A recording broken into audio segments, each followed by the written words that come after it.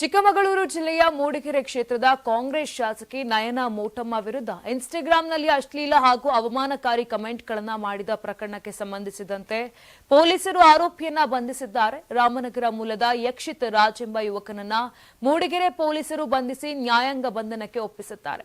ಶಾಸಕಿ ನಯನಾ ಮೋಟಮ್ಮ ಇನ್ಸ್ಟಾಗ್ರಾಂನಲ್ಲಿ 2 ಅಧಿಕೃತ ಖಾತೆ ಹೊಂದಿದ್ದಾರೆ. ವೈಯಕ್ತಿಕ ವಿಚಾರ ಹಂಚಿಕೊಳ್ಳಲು ಒಂದು ಖಾತೆಯಾದರೆ ರಾಜಕೀಯ ವಿಚಾರ ಹಂಚಿಕೊಳ್ಳಲು ಮತ್ತೊಂದು ಖಾತೆ. ಖಾಸಗಿ ಪ್ರವಾಸ, ವೈಯಕ್ತಿಕ ವಿಚಾರ ಹಂಚಿಕೊಳ್ಳುತ್ತಿದ್ದ ಖಾತೆಯಲ್ಲಿ ಬಟ್ಟೆ ಬಗ್ಗೆ ಕಿಡಿಗೇಡಿಗಳು ಅಶ್ಲೀಲ ಕಮೆಂಟ್ ಮಾಡಿದ್ದಾರೆ. ಈ ಕುರಿತು ಮೋಟಮ್ಮ ಅವರ ಪಿಎ ಸಂಸುದ್ದೀನ್ ಅವರು ಕಳೆದ ಅಕ್ಟೋಬರ್ ತಿಂಗಳಲ್ಲೇ ಮೂಡಿಗೆರೆ ಪೊಲೀಸ್ ಠಾಣೆಗೆ ದೂರು ಸಲ್ಲಿಸಿದ್ದರು. ಆರೋಪಿಯು ನಿರಂತರವಾಗಿ ಶಾಸಕಿಯವರ ಬಟ್ಟೆ ವಿಚಾರವಾಗಿ ಅಶ್ಲೀಲವಾಗಿ ಕಾಮೆಂಟ್ ಮಾಡುತ್ತಿದ್ದು ಸಾಮಾಜಿಕ ಜಾಲತಾಣದಲ್ಲಿ ಅವಮಾನಿಸುವ ಪ್ರಯತ್ನ ನಡೆಸುತ್ತಿದ್ದ ಎಂದು ದೂರಿನಲ್ಲಿ ಉಲ್ಲೇಖಿಸಲಾಗಿತ್ತು.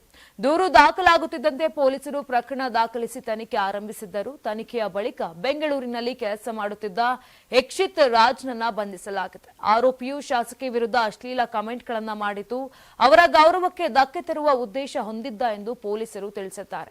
ಈ ಬಗ್ಗೆ ಇನ್ಸ್ಟಾಗ್ರಾಂನಲ್ಲಿ ಪೋಸ್ಟ್ ಹಂಚಿಕೊಂಡಿರುವ ಅವರು, ಮಹಿಳಾ ವಿರೋಧಿ ಮನೋಭಾವವನ್ನ ನಾನು ವಿರೋಧಿಸುತ್ತೇನೆ. ಸ್ಲೀವ್ಲೆಸ್ ಬಟ್ಟೆ ಹಾಕಿದರೆ ಕೆಲಸ ಮಾಡದ ರಾಜಕಾರಣಿ ಎನ್ನುತ್ತಾರೆ. ವೇಶ್ಯೆ ಎನ್ನುವ ಮಟ್ಟಕ್ಕೂ ಇಳಿಯುತ್ತಾರೆ. ಡಿಪಿ ಇಲ್ಲದ ಪ್ರೊಫೈಲ್ ಇಟ್ಟುಕೊಂಡು ಕಾಮೆಂಟ್ ಮಾಡುತ್ತಾರೆ. ಬಹುಶಃ ಒಂದು ದಿನ ನಾನವರನ್ನ ಎದುರಿಸುತ್ತೇನೆ ಅಂತ ಬರೆದುಕೊಂಡಿದ್ದಾರೆ.